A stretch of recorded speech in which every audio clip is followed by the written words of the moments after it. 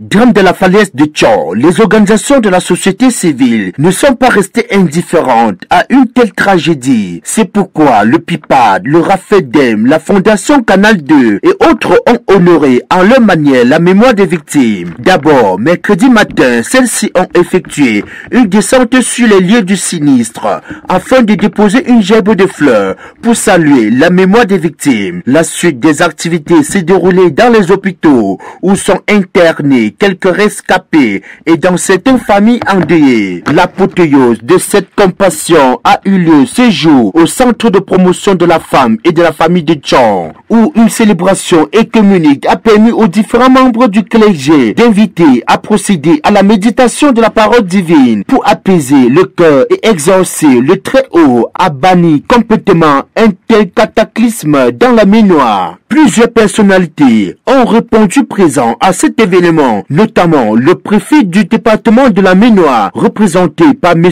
Bitanga, adjoint au préfet de la Ménoire, le sénateur professeur Anaclé Formeté, le maire de la Ménoire et les chefs traditionnels. Quels sont les motifs ayant amené les OSC à réagir pour les victimes de la falaise? Dr Sobze Martin, président du comité d'organisation de l'événement, répond. Pas besoin de viser. Quand il y a mort humain, on doit se mobiliser d'abord. Et surtout qu'on a vu que le chef d'État lui-même, président du Cameroun, il a pris le temps à envoyer rapidement son gouvernement un message. C'était aussi le moment que la société civile de la Ménoire, ce que les Américains appellent le bottom-up, c'est-à-dire qu'à la base se mobilise. C'est ça notre rôle. Je pense que c'est le moment que je dois dire une chose très claire, qu'il faut axer notre vision sur la prévention. C'est-à-dire qu'avec vous, les communicateurs, les radios communautaires, vous tous ici, il faut qu'on commence déjà à travailler sur le changement de comportement au niveau des agents voyage. C'est-à-dire en même temps, surtout aussi les motos-taxis. Donc c'est l'une des choses que je proposerais qu'on essaye de voir ensemble. L'une des visions que nous avons aussi, l'émotion est là, c'est l'immédiat, mais après repenser aux enfants. Comme je venais vous dire, quels sont les orphelins de ces accidentés sont où? Il ne faut pas qu'ils deviennent les enfants qu'on ne sait même pas là où ça se passe. Nous savons que dans l'accident, on a eu des pertes d'humains, certains ont perdu les deux parents. Voilà ce qui va intéresser la société civile, mais c'est avec l'administration, c'est avec les familles. Parce que quand vous ratez un diagnostic, vous ratez aussi la stratégie. Donc il faudra qu'ensemble, avec les services sociaux du département de la Ménoire et avec les mairies, comme vous avez vu, parce qu'aujourd'hui on parle de la décentralisation, qu'on cherche à regarder la même direction, parce qu'on parle des vies humaines. Et je dirais aussi, il faut beaucoup prier, comme vous venez de voir, on doit multiplier les prières. Il faut que d'autres organisations, d'autres institutions, la société civile sera toujours là pour accompagner toutes les organisations. Moi, je vais remercier tout le monde, la société civile, et vous-même les médias. Vous êtes mobilisés pour accompagner la société civile. On doit remercier ça et surtout travailler sur la prévention. La prévention, la prévention. Parce que c'est ça qui fait le changement de comportement, c'est un processus très durable.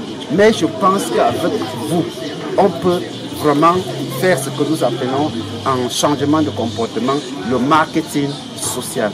Que Dieu vous bénisse. Le président du SUECOM, Dong Paul, tout comme la seule femme maire de la Ménoire, maire de la commune de Fokwe, Madame Demenou, Adrien, recommande vigilance, prudence sur nos routes, car c'est nous qui tuons et non la route. À la suite d'une cérémonie comme celle-ci, consécutive avec la personne du 27 janvier, mon message ne va pas à l'endroit des populations camerounaises, mais beaucoup plus à l'endroit des situations de la route. Je les interpelle une fois de plus. La route n'est pas faite pour tuer, comme a dit notre maire. Il est souhaitable que les acteurs du transport, notamment les chauffeurs, et pas que les chauffeurs, les responsables des agences de voyage, qui font utiliser les mêmes chauffeurs de nuit comme de jour. Il est temps que leurs responsabilités soient mises sur pied. Je voudrais donc leur envoyer un message de responsabilité. Mon deuxième message va à l'endroit du gouvernement qui a fait tout ce qui était possible pour que devant un tel cataclysme, le message est celui de la prudence. Prudence face aux vies humaines que l'on met en danger. Le message est celui de la responsabilité de ceux qui transportent des êtres humains et des biens sur les routes.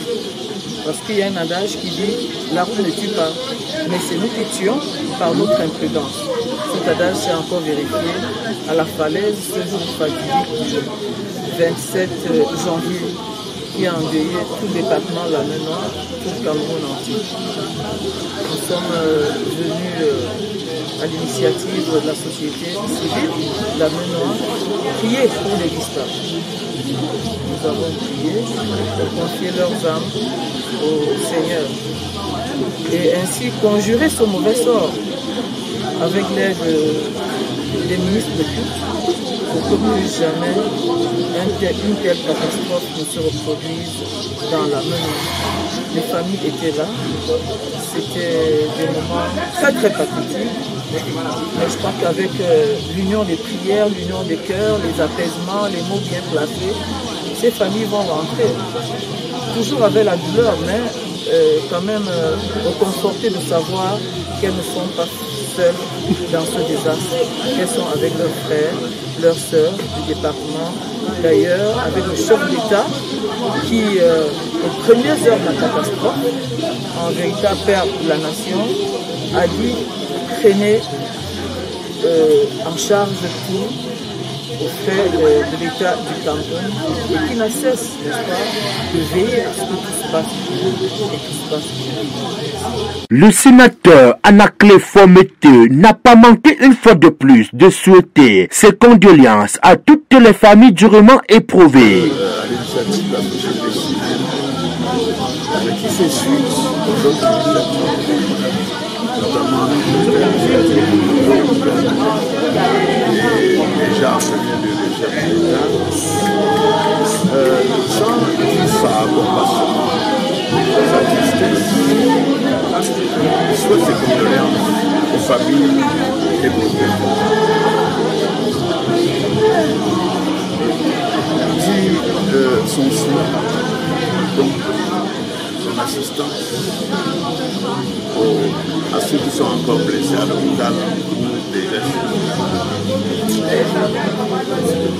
J'ai l'impression véritablement